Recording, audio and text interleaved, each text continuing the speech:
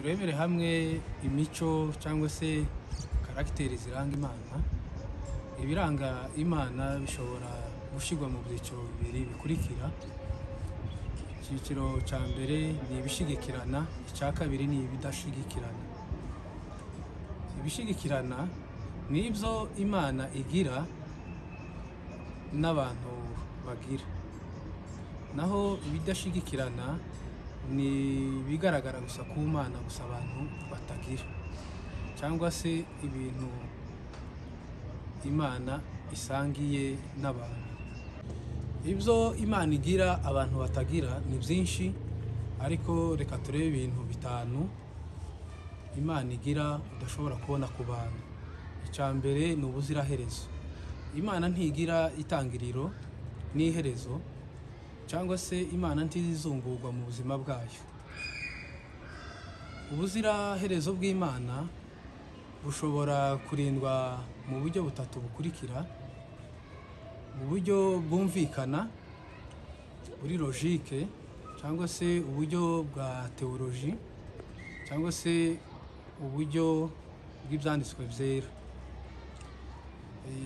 Dusomye Itangiriro igice cya mbere umurongo wa mbere, n'Abaefeso ibice bitatu umurongo wa 9, n'Abakolosayi igice cya mbere umurongo wa 15 kugeza ku murongo wa 17.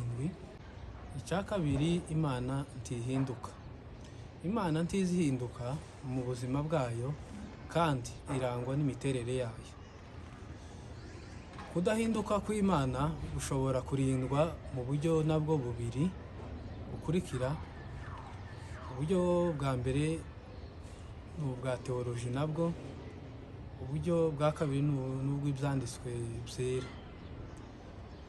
Iyo dusomye Kuva ibice bitatu umurongo wa 14, Abaheburayo ibice 13 umurongo wa 8, na Zaburi 102 umurongo wa 25.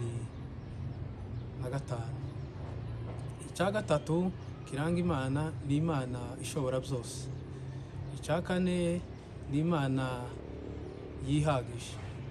Icya gatanu ni Imana iba hose. Ibyo Imana isangiye n'abantu ni byinshi, ariko turavuga nabyo ibintu bitanu ushobora gusanga Imana ifite n'abantu bafite. Icya mbere Imana iba ifite n'abantu bagira ni urukundo. Urukundo ni igice cy'Imana, ni n'imico idashira, idahema gukorera abantu bayo.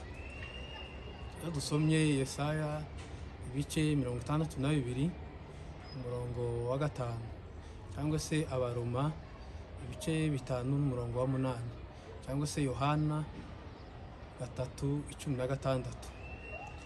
Icya kabiri ni ibyiza. Imana ni igipimo cy'ibyiza byose no kuba indashikirwa muri byose. Iyo dusomye Zaburi 100 umurongo wa 5, twongera tugasoma muri Luka ibice 18 umurongo wa 19, dusomye kandi mu Byakozwe n'Intumwa ibice 14 umurongo waho wa 17, cyangwa se tugasoma Abaroma 8:28. Icya gatatu abantu bagira n'Imana igira ni ubuntu. Ubuntu ni igisubizo cy'urukundo rw'Imana. Bisobanura ubutoni butagira akagero Imana igirira abantu bose. Korinto wa mbere ibice 3 umurongo wa 10, n'Abakorinto ba mbere kandi ibice 2 umurongo wa 12, n'Abaheburayo ibice 4 umurongo wa 16.